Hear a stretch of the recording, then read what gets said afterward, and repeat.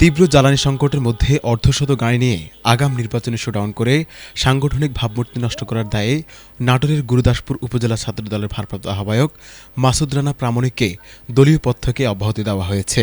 আজ সোমবার ছাত্রদলের কেন্দ্রীয় সংসদের দপ্তর সম্পাদক জাহাঙ্গীর আলম স্বাক্ষরিত এক সংবাদ বিজ্ঞপ্তিতে এ তথ্য জানানো হয়েছে।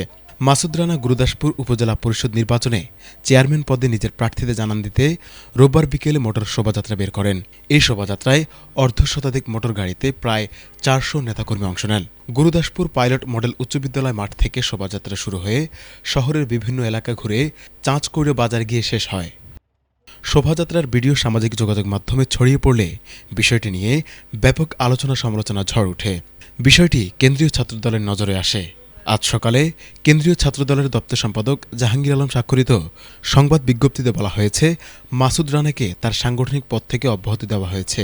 এতে বলা হয়েছে, তার বিরুদ্ধে সাংগঠনিক শৃঙ্খলা ভঙ্গ এবং সংগঠনের ভাবমূর্তি নষ্ট করার সুনির্দিষ্ট অভিযোগ পাওয়া গেছে।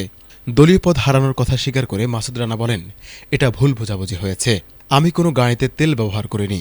সব গাড়ি এলপিজি ও সিএনজিতে চলেছে। বর্তমানে এলপিজির কোনো সংকট নেই, আর কর্মসূচিটি ছিল বহু পুরনো। গতকালকে আমার যে শোডাউনটি ছিল মাইক্রো বা প্রাইভেট কার অথবা হাইসের যে শোডাউনটি, সেখানে প্রতিটি গাড়ি এখানে সিএনজি গ্যাস চালিত গাড়ি ব্যবহার করা হয়েছে। এখানে একটি গাড়িও তেল চালিত অর্থাৎ পেট্রোল বা ডিজেল চালিত কোনো গাড়ি ব্যবহার করা হয়নি। আপনারা হয়তো বুঝবেন যে আমি যদি এতগুলো প্রাইভেট কার বা হাইস নিয়ে যদি শোডাউন করতে পারি, তাহলে অবশ্যই আমি যদি চেষ্টা করতাম হয়তো এখানে আরও শত শত মোটরসাইকেলও এই শোডাউন বা এই বহরে যোগ হতো। কিন্তু বর্তমান তেলের সংকটের কথা বিবেচনা করেই আমি এখানে কোনো মোটরসাইকেলের বা তেল চালিত কোনো গাড়ি ব্যবহার করিনি।